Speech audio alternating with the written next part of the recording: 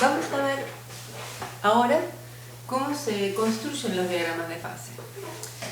Si tenemos un diagrama de un solo componente, obviamente el diagrama va a ser simplemente una línea en la que vamos a indicar la temperatura. Si es un diagrama de dos componentes como los que vamos a ver, vamos a tener en un eje la temperatura y en el otro la concentración. Cada variación de estado de cada aleación la vamos a señalar con un punto. Por ejemplo, si tenemos un solo componente, acá tenemos estado líquido a esta temperatura, acá a una temperatura rigurosamente determinada pasamos al estado sólido, T2, y supongamos que a esta temperatura T1 tenemos una transformación de fase. ¿Sí? Transformación de fase es más genérico que cambio de estado. A veces cambio de estado nosotros pensamos solamente en líquido, sólido, gaseoso, pero ahora que estamos hablando de estructuras, vimos que, por ejemplo, el hierro puede tener distintas estructuras incluso en sólido y está cambiando de fase. Porque tienen dos estructuras diferentes, el hierro FCC y el hierro BCC, así que son dos fases diferentes, por más que sea el mismo estado, sea estado sólido. La forma del diagrama obviamente va a depender de cómo reaccionan estos dos componentes A y B. En este eje tenemos el componente A puro y en este el componente B puro.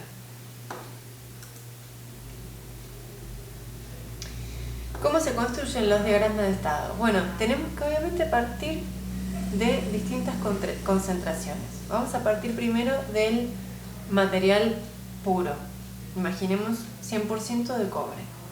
Metemos una determinada cantidad de cobre en un horno, lo calentamos hasta que funde y después lo dejamos en ese horno con refractario para que vaya enfriando lentamente. Adentro de este cobre líquido vamos a poner una termocupla debidamente protegida y vamos a ir registrando la temperatura en distintos intervalos de tiempo. Y lo que vamos a obtener es una curva así.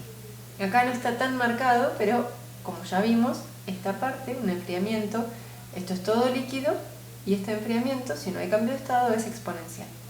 Después tenemos este plató y después el sólido, mientras se enfría, si no hay ningún cambio, ninguna transformación de fase, también esta curva debería responder a una exponencial, aunque a veces por simplicidad se dibujan rectas.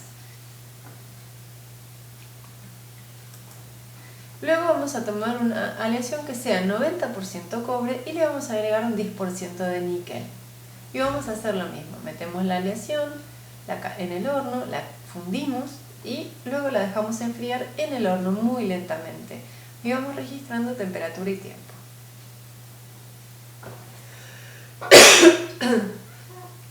En esta ocasión vemos que los puntos 1 y 2, como ya no se trata de una sustancia pura, no están a la misma temperatura. La transformación comienza a una temperatura en 1 y termina a una temperatura más baja en 2. Disculpen. Vamos a repetir el proceso con distintos porcentajes de las distintas concentraciones, por ejemplo, 80% cobre, 20% níquel, 70% cobre y 30% níquel, así hasta llegar al 100% de níquel, que sería esta curva que está acá.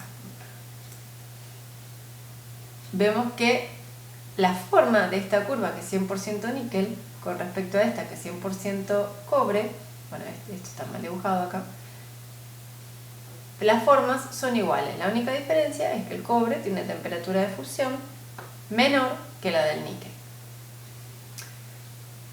Y lo que nos importa acá son estos dos puntos, ¿sí? Las temperaturas a las que se dan estos dos puntos. Cuando lo pasamos al diagrama que queríamos construir, que era temperatura, concentración, el tiempo acá ya no nos importa. ¿Por qué? Porque estamos diciendo que esto pasa en un tiempo casi infinito, así que ya no es una variable. Pero sí lo que vamos a trasladar son los dos puntos, ¿sí? A ver, para una aleación que es 100% níquel, yo sé que voy a tener que trazar los puntos acá, en 100% níquel.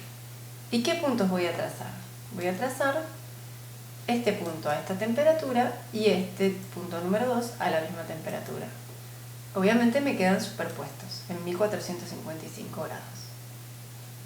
Luego voy a tomar esta otra aleación, más o menos por acá, que debe ser 90% níquel y 10% cobre, y voy a tomar nuevamente estos dos puntos. Vemos que están bastante cercanos a la misma temperatura, bastante cercanos, pero a distinta temperatura.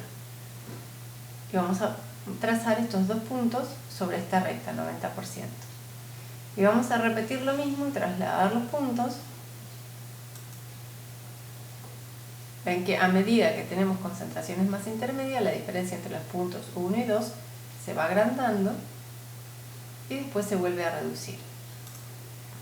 Cuando estamos en concentraciones intermedias, la diferencia entre los puntos 1 y 2, ¿sí?, el comienzo de la transformación y fin de la transformación, se van agrandando y luego se van achicando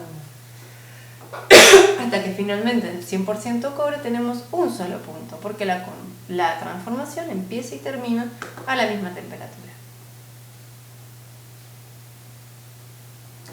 A esta curva de acá arriba la vamos a llamar línea de líquidos y a la curva de abajo línea de sólidos.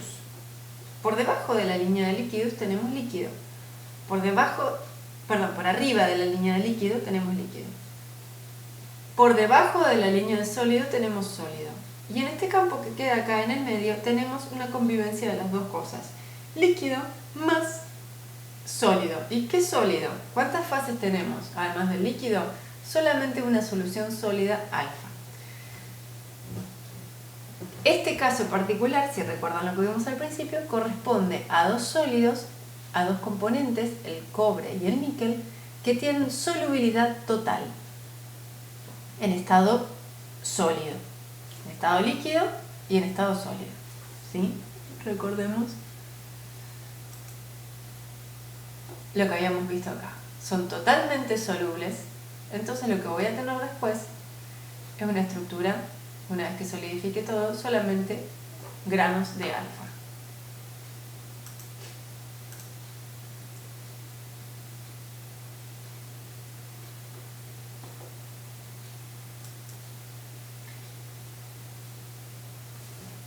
Una vez que yo conozco la composición y la temperatura de la aleación, yo puedo determinar tres cosas. Primero, las fases que hay presentes, la composición química de cada una de las fases y la cantidad de cada una de las fases. ¿Qué fases hay presentes? Acá tenemos un diagrama real, ¿sí? Cobre níquel. Está un poquito más distorsionado porque fíjense que acá parte de 1000 grados, falta una parte hacia abajo del diagrama. Dibujamos solamente la parte de arriba.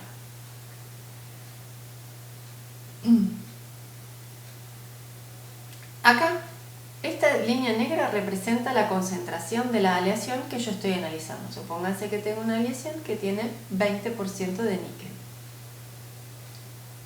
Si yo estoy acá en este punto, a esta temperatura que me indica la línea violeta, ¿qué es lo que voy a tener? Todo líquido, porque estoy por arriba de la línea de líquidos.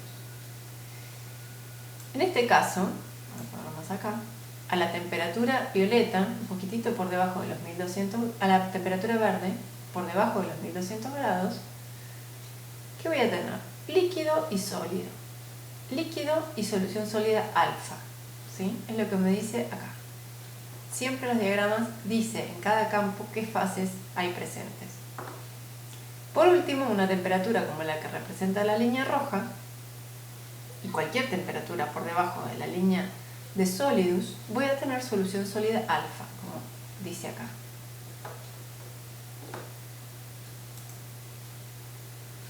Por otro lado, me interesaría, por ejemplo, saber qué composición tienen las fases. Vamos a seguir cómo es el enfriamiento de esta aleación. A medida que yo voy enfriando, el líquido obviamente es algo homogéneo porque la solubilidad en líquido es total. Y la concentración, si yo tengo una solución que es 40% de níquel, la concentración del líquido, que es la única fase que tengo, obviamente va a ser 40% de níquel. Pero ni bien empieza empieza a solidificar, eso va a ir cambiando. Porque primero van a empezar a solidificar granos que van a ser ricos en el componente de más alto punto de fusión. Ni bien empiezan a solidificar acá granos de alfa, esos granos van a ser ricos en B. Van a tener esta concentración, que si yo sigo esta línea de acá, van a ser esta concentración que se ve acá, ¿sí? Más o menos un 70% de níquel. En este punto, más o menos a la mitad de la transformación, la composición de los sólidos que se están formando va a ser esta, casi 60%. Y la composición del líquido la miro acá, sobre la línea del líquido. Va a ser un poquito más de 20% de níquel. Ábrame la puerta, si no, te hablaré de tu casa. Por debajo, Te quiero cuando comer llegamos algo. acá,